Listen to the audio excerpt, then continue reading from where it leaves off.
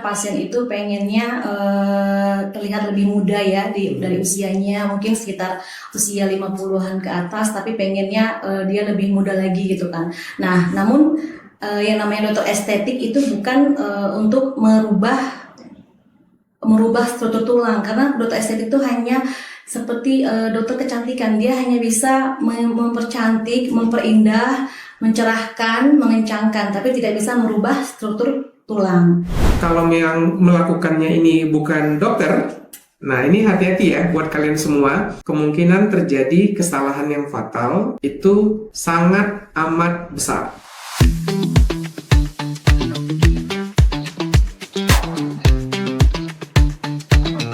Like Semper, tapi Remedium. Hukum adalah obat yang selalu memberikan jalan pemulihan.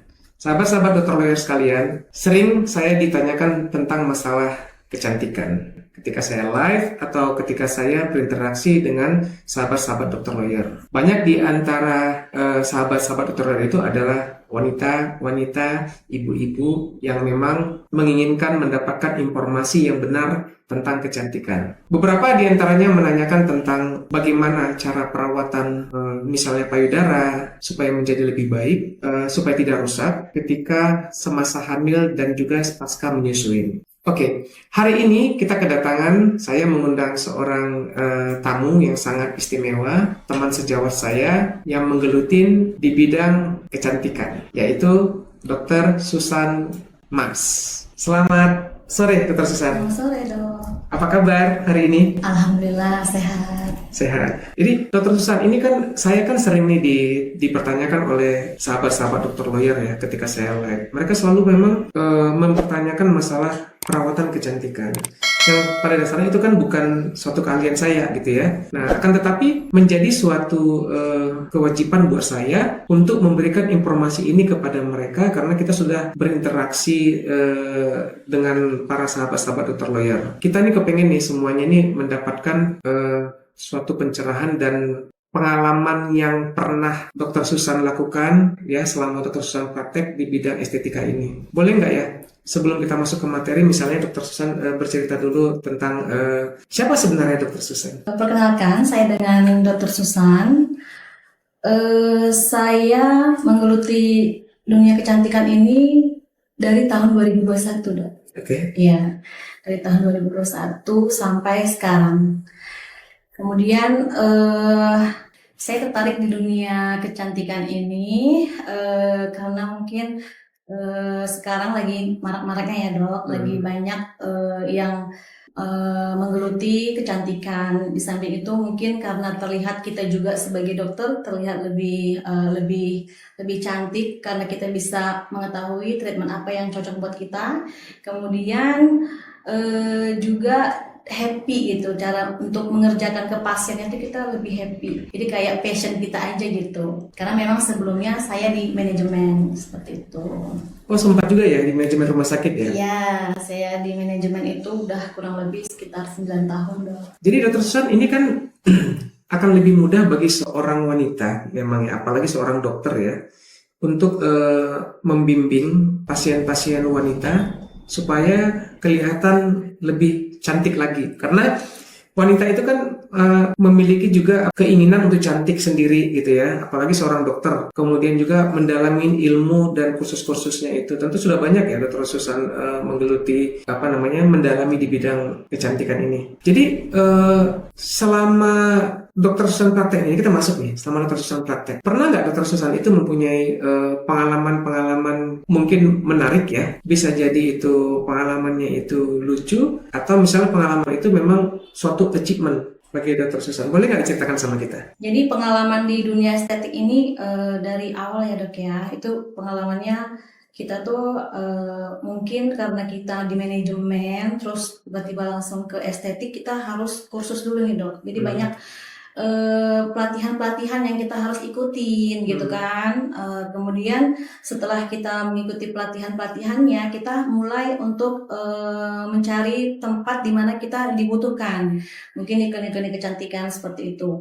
Nah, jadi pasien-pasiennya itu awal-awalnya mungkin dari pasien-pasien yang sekedar hanya pengen menghilangkan kerutan gitu kan, sampai pengen kayak mau mancung gitu ya dok ya. Jadi kayak pengen mancung gimana caranya gitu. Jadi di situ kita terus sebagai dokter terus belajar untuk supaya mereview diri, meningkatkan keterampilan kita, bagaimana supaya kita bisa bekerja di klinik kecantikan dan bisa menghasilkan hasil treatment yang bagus, dan pasien juga bisa mencari kita juga kan sebagai dokter estetik gitu.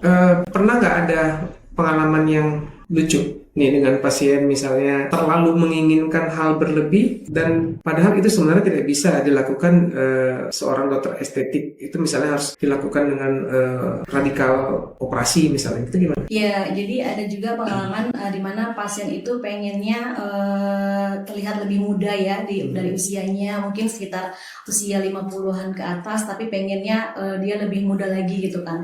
Nah, namun yang namanya dokter estetik itu bukan untuk merubah struktur tulang, karena dokter estetik itu hanya seperti dokter kecantikan, dia hanya bisa mempercantik, memperindah, mencerahkan, mengencangkan, tapi tidak bisa merubah struktur tulang wajah gitu. Jadi kita jelaskan ke pasien bahwasannya kita tuh hanya bisa mengencangkan gitu ya. Kalau misalnya dengan usia 50 tahun, kita bisa treatment mengencangkan kulit mungkin dengan treat lift, dengan botox, seperti itu dok. Banyak rumor-rumor yang beredar di masyarakat ya, bahwasanya treatment dengan botox, filler itu tingkat keamanannya itu masih menjadi tanda tanya ya. Boleh nggak Dokter Susan sedikit menceritakan kepada kita semua nih, supaya semua sahabat-sahabat dokter lawyer juga bisa memahami bahwasanya untuk botox dan filler itu dengan kemajuan teknologi sampai sekarang itu mempunyai tingkat keamanan sudah sampai di mana? Pertama dengan botox ya dok. Iya. Nah, botox itu sebenarnya sangat aman ya digunakan untuk sekarang ini ya, zaman sekarang ini, karena dia memang mencegah terjadinya kerutan seperti itu. Jadi kalau misalnya kita pengen botox, kan itu ada botox itu ada yang per unit ya dok ya. Jadi kalau misalnya pengen full face, wajahnya seluruh wajah, itu sebagai dokter pasti memberikan titik-titik yang aman buat dilakukan botox gitu. Tapi kalau misalnya ada yang setengah tuh biasanya cuma di daerah dahi doang, dahi aja. Nah itu biasanya kalau misalnya hanya butuhnya cuman di dahi, biasanya kan terjadi kerutan itu banyak di dahi gitu kan. Seperti itu. Kalau misalnya untuk filler, kalau filler yang aman banget ya, itu di daerah dagu. Kalau misalnya pengen V-shape. Tapi kalau misalnya pengennya ada yang kayak wajah, tulang wajah pasien atau orang itu kadang-kadang ada yang kayak cekung gitu ya dok ya. Nah itu bisa juga diisi dengan filler. Gitu supaya dia tambah kelihatan berisi, kelihatan lebih muda, lebih kencang. Terus yang aman ya. Yang aman ya. Jadi saya lagi membayangkan filler dan botox ini seorang dokter melakukannya itu ya karena sudah mempunyai ilmunya ketika dia di sekolah sampai dia di praktek ya. Karena ini kan anatomi ya, kita cerita anatomi wajah. Jadi buat sahabat-sahabat dokter lain sekalian, wajah ini terdiri dari beberapa bagian ya. Kemudian juga ada tulang, kemudian juga ada organ di situ. Kemudian itu juga ada pembuluh darah, kemudian juga ada persarapan ya. Nah, jadi kalau yang melakukannya ini bukan dokter, nah ini hati-hati ya buat kalian semua. Kalau yang melakukannya bukan dokter, kemungkinan terjadi kesalahan yang fatal itu sangat amat besar karena ada titik-titik tadi. Dr. Sun tadi sudah mengatakan bahwa ada titik-titik di mana yang boleh dilakukan, di mana tidak boleh dilakukan ya. Mungkin juga cara penyuntikan kali ya? Iya, cara penyuntikan juga. Kemiringan jarum suntiknya sekian derajat seperti itu ya. Nah, kemudian juga harus memang mengetahui di mana letak jalannya pembuluh darah, jalannya saraf wajah gitu ya, supaya tidak terjadi hal-hal yang tidak diinginkan ya. Nah, kemudian Dokter Susan boleh nggak ya menceritakan sedikit sama kita ini botox itu sebenarnya itu berapa kali dilakukan dalam 1 tahun amannya? Jadi kan botok itu ada kalau di Indonesia ya dok ya, itu ada namanya botok yang sering familiar itu botok Korea sama botok Eropa, itulah istilahnya ya. Kalau misalnya orang awam taunya botok Korea sama botok Eropa. Nah, di mana botok Korea itu dia masa botok tersebut tuh hanya berlaku sekitar 6 sampai 8 bulan. Nah, sedangkan yang Eropa itu dia berlaku bisa sampai 2 tahun. Wow, 2 tahun ya? Iya, bisa sampai 2 tahun. Oke. Nah, tapi memang masalahnya kan di kualitas juga ya, masalahnya di harga juga. Seperti itu. Jadi setahun kalau misalnya pakai yang Korea kita bisa 2 kali. Oke, per 6 bulan. Per 6 bulan. Oke, Jadi terus? tes lagi per 6 bulan. Nah, apa yang akan terjadi jika seorang itu kita katakan kecanduan botox? Misalnya contoh nih ya, kan mungkin ya botox itu kan memang bisa membuat orang tuh lebih muda ya, tanpa kerutan gitu ya. Nah, akan tetapi dengan melihat dia tambah cantik, tambah muda, ini bukan hanya perempuan ya, laki-laki juga tuh banyak melakukan botox ya. Iya. Kalau sekarang presentasinya berapa ya? Karena Antara laki-laki dan perempuan? Sama 50%. Oh gitu ya. Banyak.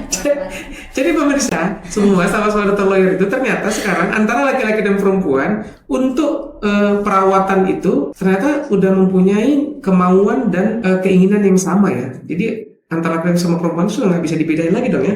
Jadi jumlah pasien yang datang, antara misalnya datang 10 pasien, 5 cowok, 5 cewek, ada begitu ya? Iya, di atas 50 juga ada yang mau botok. Lebih cerewet mana? Antara laki-laki sama perempuan? Masih perempuan. Masih perempuan. Masih perempuan yang lebih. Kalau kritisnya, lebih kritis perempuan juga? Iya, masih kalau laki-laki tuh kayak arahan aja itu udah dari anaknya, dari istrinya, gitu, dari pendampingnya gitu. Terima-terima aja lah kalau Terima-terima laki-laki. aja. Tapi kalau cewek mungkin, Kalau ini masih kurang gitu ya? dia lebih ke kenapa efeknya gitu kan, efek dari botok itu kan ada. Oh gitu ya. Oke. Jadi kita kembali lagi ke botox tadi. Kira-kira apa efek sampingnya kalau dia itu canduan? Botox itu sebuah candu nggak sih? Candu sih karena dia terlihat lebih muda, jadi dia ingin lagi gitu, ingin melakukan kembali, retouch kembali seperti itu. Oke. Ada nggak misalnya ini dosis jenuhnya? Misalnya contohnya gini, kalau misalnya botox pertama dia bagus ya dengan dosis misalnya sekian cc, anggaplah saya kan nggak tahu nih cc ya, anggaplah misalnya satu wajah itu berapa cc biasanya? 100 unit. 100 unit, oke. Anggap sekali botox itu 100 unit hasilnya udah bagus. Untuk botox-botox berikutnya itu dosis itu naik apa tetap ya? Tergantung kerutan. Kalau misalnya ternyata habis dia datang udah 8 bulan atau udah lewat gitu kan, terus kerutannya makin dalam atau makin banyak, pastinya kita sarankan 100 unit. Karena standarnya itu 100 ya kalau ini. Tapi kalau misalnya ternyata dia datang 4 bulan, dia mau retouch, kita lihat juga, oh ternyata kerutannya kan sedikit ya, nggak terlalu dalam, itu mungkin bisa kurang dari 100 unit. Jadi dia tidak ada ya yang misalnya sekarang tergantung dia bulannya ya. Iya, tergantung. Kalau kembali lagi sama mungkin usianya makin nambah kan pasti dia kerutan makin nambah ya. Iya, makin.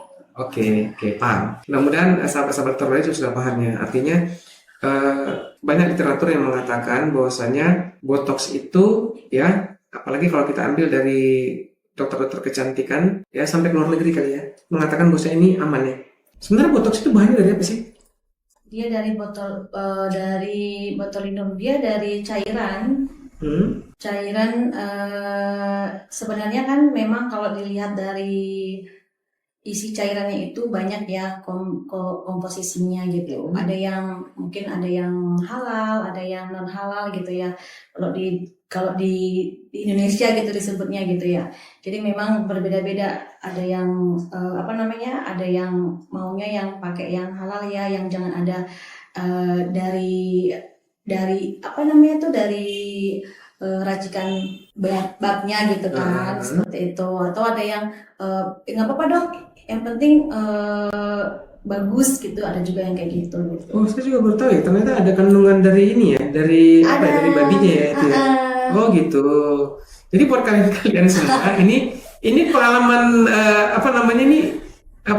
jawaban yang bagus nih ya dari Dr. Susan, bahwasanya ketika kalian ingin botox, baik kalian misalnya yang muslim ya, itu harus dipertanyakan lagi apakah ini kandungannya ada mengandung kandungan yang tidak halal apa tidak gitu. Itu harus dipastikan dulu supaya kalian juga merasa nyaman. Karena mungkin bagi sebagian dari sahabat-sahabat dokter lawyer atau wanita-wanita atau semua pria juga sekarang lah ingin botox, mungkin nggak tahu kalau bahan bakunya itu ternyata ada mengandung bahan-bahan yang tidak halal seperti itu. Nah kemudian itu kalau botox itu kan dia lebih ke melumpuhkan apa ya? Otot. Melumpuhkan otot wajah gitu ya, supaya tidak menurut ya.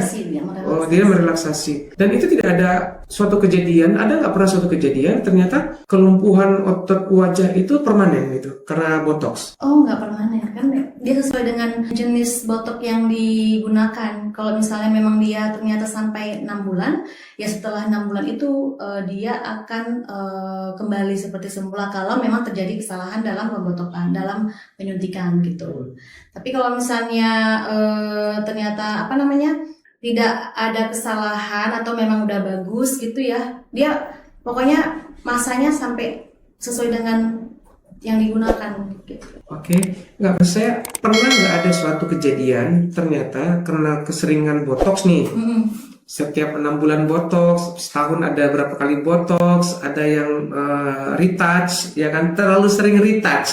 Kan mungkin gini ya, ada orang itu yang rewel, kerut dikit, wah dia merasa nggak pede, Iya. ini harus di retouch nih, dok suntik dok gitu. Nah nanti kan sampai alisnya itu tinggi banget kan, kan ada ya, pernah kan alisnya sampai tinggi banget kan, nah gitu.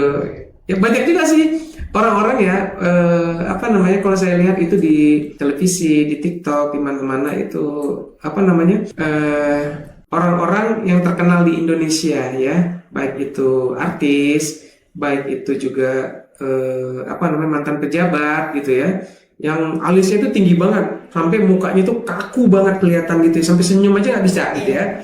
Nah, pernah nggak ada kejadian karena terlalu sering begitu permanen dia nggak di botox pun terjadi kelumpuhan wajah, terjadi kelumpuhan otot wajah, pernah nggak? Belum ada ya? Sesuai dengan masa enggak? Iya, enggak ada, belum ada. Belum ada ya. Jadi memang karena belum ada sampai sekarang, artinya itu memang aman ya. Yang adanya dia tuh resisten. Kalau misalnya kita terlalu candu, dia tuh bisa resisten. Misalnya kayak 2 bulan udah botok lagi gitu kan. 2 bulan udah botok lagi. Itu bisa resisten dengan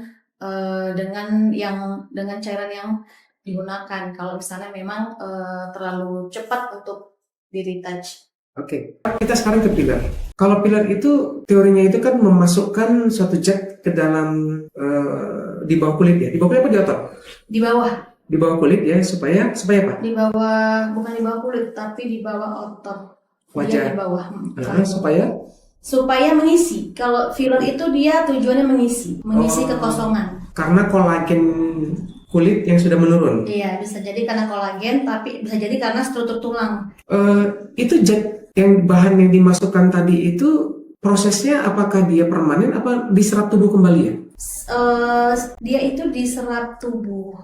Diserap tubuh sama kayak botox juga, sama kayak tanam benang thread leaf.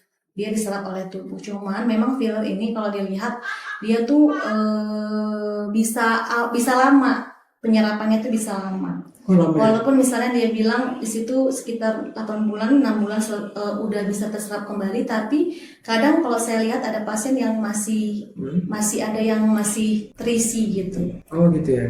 Apakah dia tergantung harganya? Harga semakin mahal, semakin gampang diserap, semakin aman gitu ya? Enggak sih, cuman kalau harga memang nggak menutupi ya. Kalau misalnya mau pakai filler dengan harga yang bagus mungkin bisa makin lama gitu. Cuman tapi memang kalau misalnya filler yang biasa pun kadang untuk filler dagu sendiri ya kadang tuh agak lama sih, bisa sampai setahun. Oh gitu ya. Nah sampai saat ini ada nggak pernah laporan atau literatur penelitian yang menyatakan bahwasanya filler itu tidak aman jika dilakukan oleh yang profesional ya? Kita masih cerita yang profesional ya. Oke. Sekarang itu kan bertambahnya pengetahuan ya, makanya banyak dokter-dokter di Indonesia ini suka melakukan kursus atau seminar-seminar kecantikan gitu ya. Itu gunanya kayak biar mengetahui adanya ternyata filler sama tanam benang lebih baik mana gitu ya. Okay. Nah kalau misalnya kita lihat, kalau saya lihat sih sekarang filler itu banyak dijauhi. Maksudnya dijauhi itu dihindari gitu loh. Karena dia kan memang bisa bersifat, dia tuh kan dia bisa apa namanya bermigrasi ya. Dia tuh bisa jalan. Maksudnya dia tuh pindah ya? iya bisa pindah kalau kita tidur misalnya sebelah kanan gitu kan. Dia bisa pindah ke arah sebelah kanan gitu. Makanya, tapi kalau misalnya untuk wajah, khususnya wajah itu masih memang kalau misalnya kosong gitu ya, kalau kayak misalnya wajahnya agak cekung gitu, itu memang masih filler. Tapi kalau misalnya pengen ngencangin gitu, pengen merasa kulitnya kencang, itu masih ditanam benang sih yang paling aman. Tanam benang ya? Iya, tanam benang itu kolagen, jadi lebih aman itu daripada filler kalau menurut saya. Jadi secara secara profesional, kalau ada pasien yang ingin awet muda, kelihatan lebih mengurangi kerut dan lain-lain, Dr. Susan lebih menyarankan supaya tanam benang ya. Tanam benang ini juga mempunyai titik-titik tertentu ya? Iya. Nggak boleh sembarangan? Nggak bisa, harus sesuai dengan titik kebutuhan. Oke. Saya benar-benar ingin tahu nih, ya lebih dalam sedikit. Jika tidak dilakukan oleh orang yang profesional nih ya, misalnya ada suatu kesalahan lah, kurang ketidakcakapan orang yang melakukannya, efek samping yang bisa ditimbulkan oleh botox apa? Botox itu kan kalau misalnya tidak dilakukan oleh orang yang profesional, biasanya banyak keluhan-keluhan di daerah sini ya. Alis? Itu alis, dia bisa ptosis. Jadi dia tidak bisa membuka mata. Matanya terbuka tapi dia jatuh gitu. Oh, kelopak matanya turun ya? Bukan efek samping, kalau salah titik suntik. Berarti mengenai saraf di kelopak mata. Kelopak mata. Nah, jadi buat kalian tuh sahabat-sahabat dokter lawyer hati-hati ya. Jangan pernah melakukan botox kepada yang bukan ahlinya. Apalagi dia itu bukan dokter. Nah, kalau dokter umum sendiri pun dia harus yang sudah melakukan banyak kursus-kursus ya, dan pengetahuannya di-upgrade di bidang estetika ini. Karena kalau sampai kalian itu melakukannya kepada orang yang salah, mengejar harga yang murah, nah nanti kalian akan mendapatkan efek samping yang sangat amat luar biasa, di mana kelopak mata ini biasanya menjadi turun, tertutup. Nah, itu namanya penyakitnya itu ptosis ya? Iya, ptosis. Oke. Kalau filler sendiri apa? Kalau filler dia bisa pembuluh darahnya itu tertutup atau pembuluh darahnya itu bengkak. Jadi kalau misalnya tidak dilakukan oleh yang profesional, dia itu bisa bengkak, hematom, atau dia bisa nekrosis ya kalau habis. Sampai nekrosis ya? Iya, kalau misalnya hematom dia berhenti, darahnya berhenti, pembuluh darahnya kan tetap mengalir harusnya kan. Tapi karena dia berhenti, asupan yang lain bisa berpengaruh kan. Kalau sudah nekrosis biasanya gimana? Diapain? Nah, tergantung. Kalau misalnya dia di titik mana gitu. Kalau misalnya di hidung mungkin bisa dikeluarkan. Jadi harus dikeluarkan. Terus hidungnya diapain? Dikeluarkan di incisi, dikeluarkan cairannya. Cairannya dikeluarkan. Tapi terjadi perubahan bentuk hidung jadinya. Makanya saya nggak menyarankan kalau untuk hidung itu di filler. Oh gitu. Tanam benang yang paling bagus. Tanam benang yang paling aman ya untuk menariknya ya. Ya. Oke. Tanda-tandanya dia sudah nanti terjadi ini. Ini mungkin semakin menarik ya buat sahabat-sahabat dokter lawyer ya. Buat kalian yang sering filler ya, harus mengetahui ini nih. Ini kita tanyakan langsung nih sama Dr. Susan. Dari yang Dr. Susan pelajari dan ketahui serta pengalaman, apa tanda-tanda yang dialami seorang pasien ketika ternyata suntik obat yang suntikan itu dalam terapi filler itu menyumbat pembuluh darah? Apa tanda-tanda yang dirasakan oleh pasien? Kencang, terus? Kencang, kemudian awalnya mungkin dia membiru, terus? bengkak. Kalau udah bengkak kan dia bisa kemana-mana, bisa menyebar kan? Meradang hitam gitu ya? Iya. Nah, jadi saya pernah lihat itu ada yang hidungnya itu sampai mengalami perubahan bentuk ya, karena kesalahan melakukan tindakan itu ya. Oke. Jadi seperti tadi ya, ada peradangan, kemudian ada pembengkakan sampai terjadi kulit menghitam ya. Berarti itu ya? Iya, biru kehitaman. Nah, jadi buat kalian itu hati-hati. bagi pasien-pasien yang melakukan tindakan filler ini agar kalian tuh bisa lebih aware ke depannya ya. Tetap saya akan menyarankan kepada kalian jangan pernah kalian melakukan itu di tempat yang bukan pada ahlinya, apalagi misalnya yang mengatakan dia profesional padahal dia bukan dokter. Misalnya itu bisa di ya paling banyak di mana sih orang melakukan itu di salon-salon ya, salon-salon ya, salon-salon kecantikan. Hati-hati. Dan juga buat kalian ya yang mengerjakan ini yang bukan profesional, yang tidak mempunyai izin untuk melakukan tindakan. Jadi setiap tindakan kesehatan itu dia harus mempunyai izin ya, dokternya harus mempunyai izin, tempatnya juga harus punya izin. Jadi akan sangat salah misalnya kalau ini dilakukan misalnya bukan yang bukan tempatnya. Ya harus tempatnya, karena nanti kalau ada apa-apa nanti bisa dilakukan tindakan tambahan jika terjadi hal-hal yang tidak diinginkan. Jadi kalau kalian melakukannya itu di bukan tempat klinik atau bukan di tempat praktek dokternya, tentu dokter itu kalau dia praktek kan dia mempersiapkan hal-hal yang bisa terjadi jika terjadi misalnya efek-efek samping daripada tindakannya. Dia cepat untuk mengantisipasinya. Nah, tapi bagi orang yang tidak profesional, misalnya seperti di salon-salon, itu membahayakan sekali. Dan bagi kalian melakukannya, itu sudah ada sanksi hukum yang berat terhadap kalian. Itu bisa dipidana dan perdata. Bayangkan, kalian nanti yang melakukan tindakan ini, kalian akan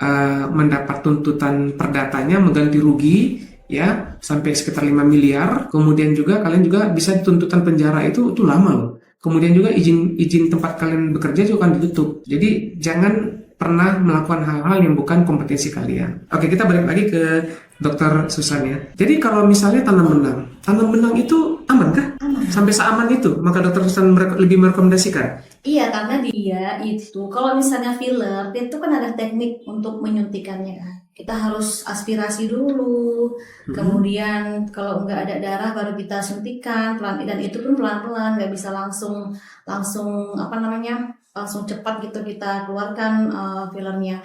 Kalau misalnya tanam benang, kita nggak perlu aspirasi kan. Nah, caranya juga ada tekniknya, makanya dibilang aman. Aman itu untuk supaya tidak terkena pembuluh darah sih sebenarnya. Gitu. Oke, tidak simetris ya. Tapi sampai cacat tuh nggak ada ya? Enggak, karena dia aman. Dia tuh kolagen. Jadi makanya saya bilang aman. Benangnya itu kolagen? Iya, benangnya itu kolagen. Itu buatnya dari apa? Kolagen apa? Efek samping dari yang pernah terjadi tanam benang apa? Efek sampingnya mungkin tidak simetris kali ya. Apa simetris? Iya, kalau misalnya kita kurang berpengalaman gitu, kadang bisa tidak simetris. Wajah itu kan kadang juga enggak simetris juga ya dok ya. Ada juga kan ada beberapa manusia yang wajahnya tidak simetris gitu. Kolagen, jadi dia tuh ya tergantung, misalnya kayak made in apa gitu kan, dari mana gitu. Ya sama aja, jadi kayak mungkin dari rusa, dari hewani lah gitu. Dan ada juga tetap dari babi tadi ada? Enggak, kalau misalnya benang itu jarang banget dari berarti halal loh ya. Sampai saat ini masih halal semua ya. Iya. Oke. Itu kan sahabat-sahabat orang harus tahu nih bahwasanya ternyata yang dikatakan tanam benang itu ternyata dari kolagen, jadi lebih aman, dan dia sekian bulan ya diserap kembali ya sama tubuh. Iya, dia sama kayak botok juga sekitar 6-8 bulan, ada yang juga sampai 2 tahun. Jadi jangan pernah berpikiran benang itu seperti benang yang untuk dijahit-jahit baju gitu ya. Operasi, Bukan, jangan pernah berpikir seperti itu. Karena pasti ada aja kalau cerita benang kan, masa benang itu nanti benangnya diapain? Terus sekian lama itu benangnya ditarik lagi tuh gimana gitu, enggak ya? Enggak. Berarti benangnya memang diserap ya? Semua iya diserap. Oke, baik. Mungkin masalah botok, filler, dan tanam benang ini kita cukup ya. Mungkin nanti bagi kalian-kalian yang ingin bertanya lebih lanjut tentang hal ini ya, masalah kecantikan, nanti mungkin bisa menghubungi Dokter Susan langsung. Mungkin nanti kalau Dokter Susan berkenan, nama, alamat, dan tempat prakteknya serta nomor teleponnya nanti kita akan infokan. Dibuat di bawah ini supaya orang-orang yang memang ingin berkonsultasi dengan Dokter Susan itu bisa lebih cepat dan langsung ya. Jangan ke saya lagi ya. Nanti jangan lagi nanya kecantikan ke saya lagi ya. Oke, Dokter Susan, ini ada pertanyaan-pertanyaan nih dari sahabat-sahabat dokter lawyer ya. Ini saya rasa ini penting banget nih. Saya sadurnya kira-kira begini. Ini kan tidak semua sahabat-sahabat dokter lawyer ini adalah orang-orang yang punya uang, ya kan? Jadi tidak semua juga dari mereka itu mampu untuk ke klinik kecantikan ya. Itu misalnya untuk ketemu seperti Dokter Susan dan dokter-dokter kecantikan lainnya. Jadi Dokter Susan tahu nggak ya bahwasanya ada orang kalau bilang cantik itu kan mahal ya. Cantik itu mahal, tapi ada nggak dari Dokter Susan sendiri rahasia cantik yang sebenarnya murah, bahkan gratis? Mungkin boleh dibagi tipsnya buat sahabat-sahabat dokter lawyer. Ini pertanyaan langsung nih dari sahabat-sahabat dokter lawyer nih. Oke, jadi kayak basic skincare kayaknya ya. Kalau misalnya ke klinik itu lumayan mahal gitu ya, untuk treatmentnya baiknya kita di rumah bisa menggunakan basic skincare. Yang mana basic skincare itu mungkin hanya di facial wash sama sunscreen gitu. Jadi itu yang paling aman sih untuk kalau misalnya pengen natural tapi wajahnya kelihatan bersih, itu dengan facial wash sama sunscreen. Karena sunscreen itu nggak bisa dihapus, karena tuh di sunscreen itu kandungannya ada SPF-nya supaya tidak terjadi radiasi di wajah gitu, melindungi UV lah ya. Kemudian nih, pertanyaan lagi nih dari sahabat-sahabat dokter lawyer ya. Kita selingin ya dengan pertanyaannya. Kalau dokter ketemu dengan orang, baru pertama ketemu, yang dokter Susan lihat adalah inner beauty-nya atau kondisi skin barrier-nya? Kalau pertama kali ketemu, kita ini ya namanya manusia pasti ngelihatnya tuh di awal tuh pasti di fisik ya, di skin barrier-nya ya, nggak di inner beauty-nya, karena kan kita belum kenal gitu. Oke. That's very good answer ya. Dan honestly, that's a honest answer ya. Jadi ya memang secara jujur itu adalah jawaban yang jujur ya. Human ya. Yes. Oke. Yang berikutnya nih.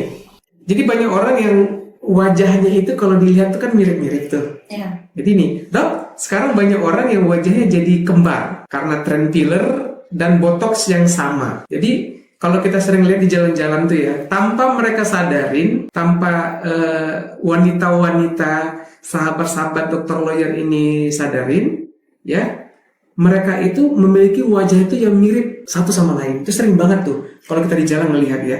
Itu menurut dokter Susan keberhasilan medis atau justru kegagalan estetika karena kita kehilangan karakter asli wajah pasien? Kalau menurut saya sih itu keberhasilan sih ya, karena memang wajah itu wajah orang Indonesia ya, Asia gitu ya. Dia kan agak oval gitu ya. Nah, dimana yang dibutuhkan itu biasanya dagu, di daerah dagu, yang mana dagunya mungkin tidak tirus gitu ya, jadi ditambah. Nah, jadi kelihatan di daerah dahi. Kalau misalnya botok di daerah sini, makanya tadi kan dokter Gun bilang di sini di daerah dahi ini kadang ada yang naik gitu ya. Nah, sehingga jadi kelihatan semuanya jadi sama, karena treatmentnya sama, botok, filler sama tanam benang. Seperti itu. Jadi itu keberhasilan ya, bukan kegagalan ya? Keberhasilan ya, cuman jadi sama gitu. Makanya kalau misalnya ada pasien yang inginnya, kita harus tanya dulu sama pasiennya mau seperti apa gitu. Kalau dia inginnya seperti apa, V-shape terus tambah gitu kan, gini. Nah, itu kita ngikutin pasien gitu. Oke. Jadi kalau misalnya ada pasien yang mau sama kayak misalnya nih ada artis si A gitu kan. Ya, sebenarnya ya karena itu maunya pasien, bukan maunya dokter. Ya berhasil dong, dokter berhasil membuat dia jadi lebih cantik seperti itu. Seperti maunya dia. Oke. Jadi sahabat-sahabat dokter lawyer ya, terutama wanita-wanita yang mempunyai wajah jadi mirip-mirip, memang saya secara pribadi juga sering melihat, sangat amat sering melihat ketika ketemu dengan orang-orang itu cewek-cewek ya, terutama cantik-cantik, tapi mukanya mirip-mirip. Bahkan antara si A sama si B, si C, si D ini ya kayak kembar identik aja gitu, karena mirip jadinya. Adalah hasil dari permintaan kalian sendiri kepada dokternya, pengen dibuat begini, pengen dibuat begitu, dan dari sisi kedokterannya, dokternya menganggap itu adalah suatu keberhasilan. Kalian sendiri bagaimana? Nanti tulis di kolom dan komentar ya. Apakah wajah kalian yang jadi mirip itu menurut kalian suatu keberhasilan atau menjadi suatu kegagalan di dunia estetika? Itu nanti bisa menjadi pro dan kontra ya di kolom dan komentar. Oke, sekarang ini pertanyaan yang dari kemarin nih. Pertanyaan dari kemarin pernah juga masuk di live saya, itu ada orang menanyakannya. Kemudian ini juga ada WA juga yang mempertanyakan, minta tolong dong ditanyakan ke Dokter Susan gitu tentang payudara dan perut. Jadi ini para ibu-ibu atau calon ibu yang mempertanyakan bagaimana caranya, tips dari Dokter Susan ya. Kita mulai dari yang sudah terjadi dulu. Pasca melahirkan, para ibu-ibu ini langsung mempunyai bentuk perut yang menjadi jelek, ya, banyak stretch mark, kemudian juga perutnya menjadi, kulitnya itu menjadi menggantung, ya, menggelambir ya namanya. Nah, kemudian payudara juga sama, bentuk payudara langsung berubah total gitu, baik itu dari bentuk dan warna itu menjadi berubah total. Itu ada nggak suatu treatment yang bisa membuat itu menjadi lebih baik lagi nanti ke depannya pasca melahirkan? Pasca melahirkan ya. Dan pasca menyusui. Kalau udah terjadi ya dok ya, berarti Ya, kalau ini udah sudah terjadi terbentuknya stretch mark, biasanya pasien datang ke klinik itu kita mengedukasi bahwasannya mungkin tidak 100% bisa kembali seperti semula. Oke. Namun kita bisa menyamarkan atau agak lebih estetik lah ya dibandingkan yang pertama gitu. Nah, biasanya dilakukan dengan treatment, kalau enggak pico laser, microneedling sama microdermabrasi. Seperti itu treatmentnya. Dengan menggunakan salep juga, kalau misalnya di rumah di maintain dengan salep topikal yang mengandung kolagen, vitamin E, elastin, dan seperti itu. Itu treatmentnya itu berapa kali dia harus lakukan supaya dia mencapai tingkat keberhasilan yang Dr. Susan sampaikan tadi, nah, mendekati? Tergantung tingkat keparahan, dok. Oke. Iya. Jadi kalau misalnya parah, misalnya beliau pasien datang dengan keadaan stretch mark yang parah gitu ya, kita mengedukasinya itu minimal 3 kali setiap 3 minggu atau 1 bulan biasanya gitu ya, per 3 mingguan. Nah, nanti kita lihat lagi karena kita nggak akan memastikan tiga kali udah bisa langsung bagus, nggak gitu. Jadi edukasinya kita lihat setelah 3 kali treatment. Nah, nanti kalau udah 3 kali kita lihat before sama afternya. Oke. Iya, setelah kita lihat before after, kalau misalnya ternyata afternya udah lebih bagus, tapi pasiennya pengen lagi, kita tawarin kembali gitu. Tapi kalau misalnya pasiennya bilang, oh udah enough, cukup, mungkin sampai di sini udah lebih baik, ya oke, nggak apa-apa. Kita serahkan ke pasiennya juga sesuai dengan budget pasien. Ada yang pernah gagal nggak? Nggak gagal sih, cuman harus rutin, nggak sampai 3 kali, cuman dia bisa continue lebih lama lah ya. Ada yang sampai hilang total nggak stretch marknya? Enggak. Berapa persen? Mungkin sekitar 60% lah ya. Jadi menyamar ya? Iya, jadi menyamar. Jadi buat kalian, ibu-ibu muda semuanya dimanapun kalian berada, jadi sudah ada ya ternyata suatu tindakan di bidang kedokteran kecantikan yang untuk menyamarkan garis-garis stretch mark yang ada di perut dan di payudara kalian, juga di paha kali ya? paha. Juga di paha. Jadi jangan sedih ya, jangan sedih lagi. Jadi sudah bisa tuh kalian berkonsultasi dengan Dokter Susan nanti. Nah terus kalau untuk kulit perut yang berlebihan gelambir itu yang pasca hamil itu diapain? Bisa ada treatmentnya, ada meso, lipo, bisa juga dengan alat, ada juga dengan alat seperti itu. Kan sekarang makin canggih ya alat-alat dari luar gitu kan digunakan. Cuman memang harus dikombinasi antara alat sama meso. Oke. Itu diapain? Kalau meso lipo itu disuntik di area yang bergelambir gitu. Kalau alat ya paling ditempelin. Iya, ditempelin dia sampai hangatkan biar memecah lemak. Memecah lemak tadi? Iya. Oke. Kalau operasi? Operasi lebih bagus lagi kalau operasi lebih ada. cepat. Tapi kan itu ada juga yang suction, liposuctionnya dia kayak metode apa namanya itu sedot lemak. Dia kayak mengikis lemak gitu. Itu tapi dia lakukan dengan ahlinya sih itu. Oke, harus ke yang ahlinya ya, karena mempunyai efek samping yang sangat amat tidak diharapkan ya. Iya, karena kan kalau lemaknya dihilangkan kan otomatis kan kalau kita berlebih gitu, pasti kan semua organ kita kan juga pasti kan melebar ya dok ya, Iya. nggak sama dengan yang kita kurus gitu. Nah jadi itu harus benar-benar diperhitungkan gitu. Oke, berarti itu stage berikutnya lagi ya. Iya. Itu kalau ada nggak dokter kecantikan yang melakukan itu? Atau harus ke dokter kecantikan atau dia harus ke dokter bedah? Kalau yang untuk Liposuction. liposuction itu dia bedah. Ke dokter bedah ya? Ya, dokter bedah. Berarti dokter Susan menganjurkannya beliau konsultasi ke dokter bedah untuk melakukan tindakan tersebut ya? Ya, karena kan Oke. itu dia di ruangan operasi. Di ruang operasi. Artinya buat sahabat-sahabat dokter lawyer sekalian, jika ternyata ada suatu klinik yang menginginkan tindakan itu dilakukan di klinik tanpa ruang operasi, tanpa peralatan yang memadai, hati-hati buat kalian semua. Itu harus dihindarin. Dan kepada teman-teman saya, teman-teman sejawat saya, dokter-dokter dimanapun kalian berada yang saya cintain, yang saya sayangin, please jangan melakukan tindakan di luar batas kompetensi kalian.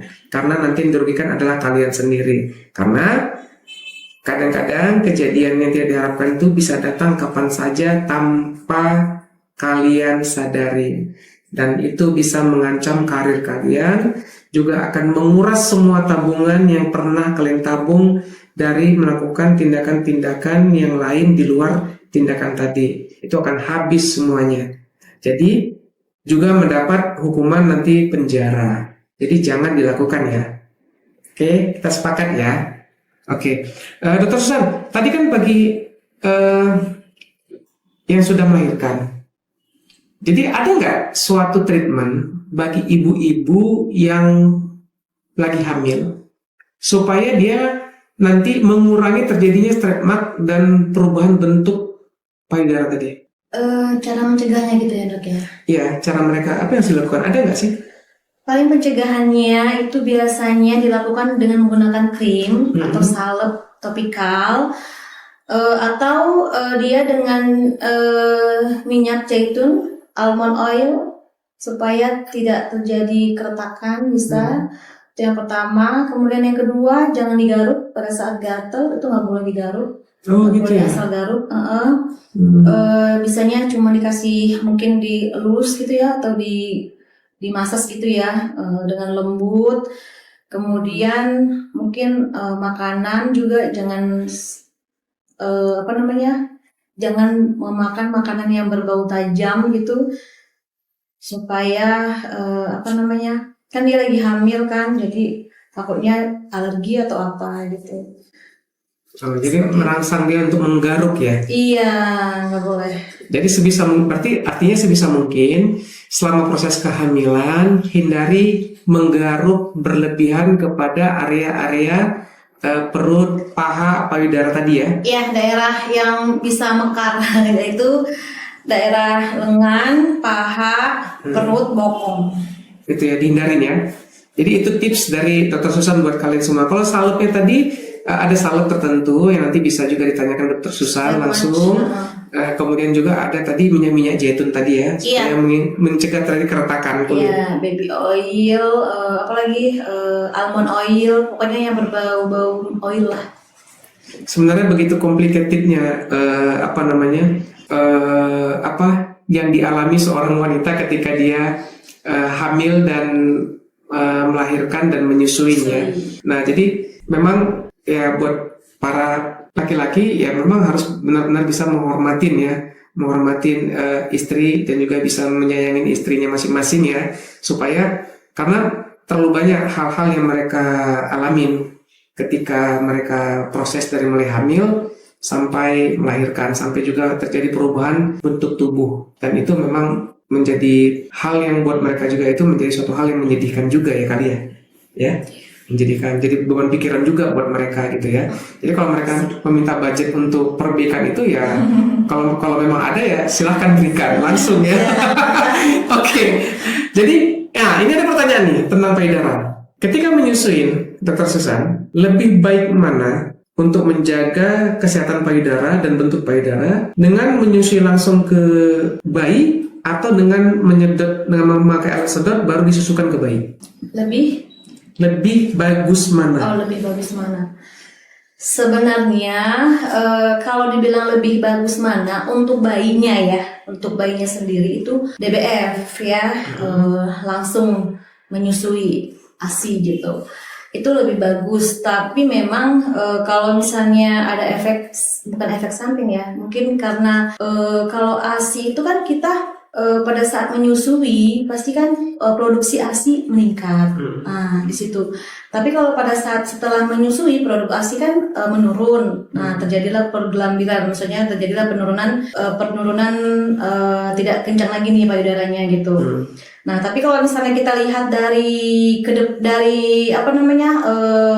manfaat buat bayinya tersebut, pasti secara literatur DBF gitu. Yang paling aman, yang paling bagus manfaatnya buat bayi. Karena ada juga terjadi interaksi antara ibu dan bayi ya. Bonding Ya. antara ibu dan bayinya gitu. Seperti itu. Nah, untuk bentuk payudaranya sendiri ada nggak? Kalau bentuk payudara, kalau dilihat itu paling kita harus menggunakan penyangga payudaranya yang lebih bagus supaya tidak terjadi pengenduran seperti itu. Sama mungkin ada vitamin atau obat-obatan yang digunakan supaya untuk pengencangan kembali.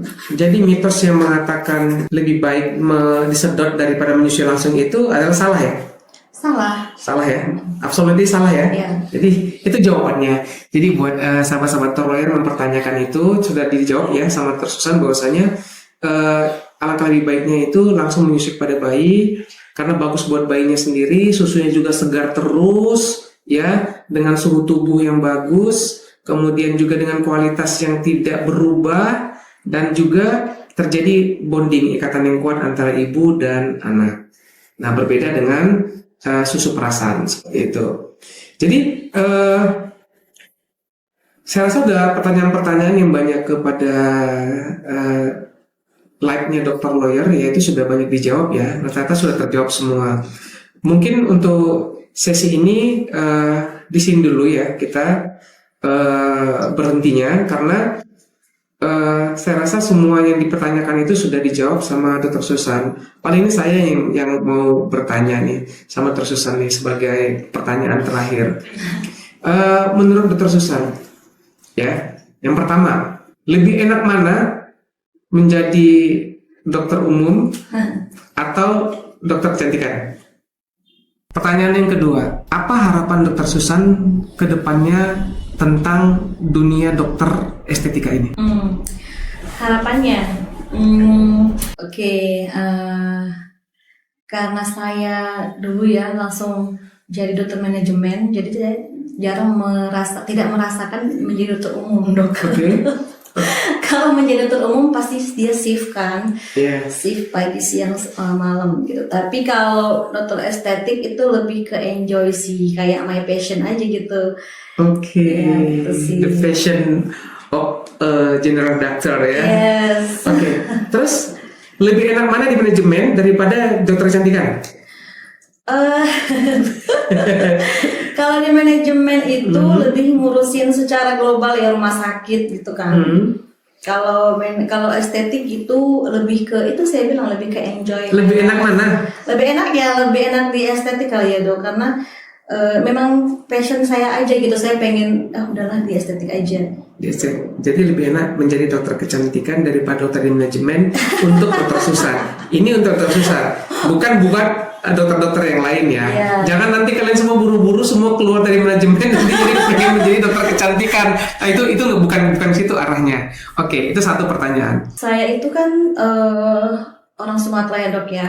Jadi pada saat saya pulang ke Medan atau ke Sumatera gitu, mereka tuh udah pada cantik-cantik dok. Oh, harapannya begitu ya? Iya, jadi semuanya tuh kan biasanya kan cuma di Bandung doang nih yang cakep-cakep gitu kan. Sekarang gitu. enggak dong. Sekarang malah udah merata gitu estetik itu. Jadi kayak harapannya ke depannya masyarakat Indonesia khususnya perempuan di Indonesia itu udah pada cantik, berwibawa gitu kan, dan mandiri seperti itu. Oke. Yang berikutnya, apa harapan Dr. Susan terhadap perlindungan kepada dokter-dokter kecantikan di Indonesia? Tentunya kepada pemegang kekuasaan di Kemenkes dan pemerintahan? Oke, harapannya sih dokter estetika ini udah lebih diakui ya.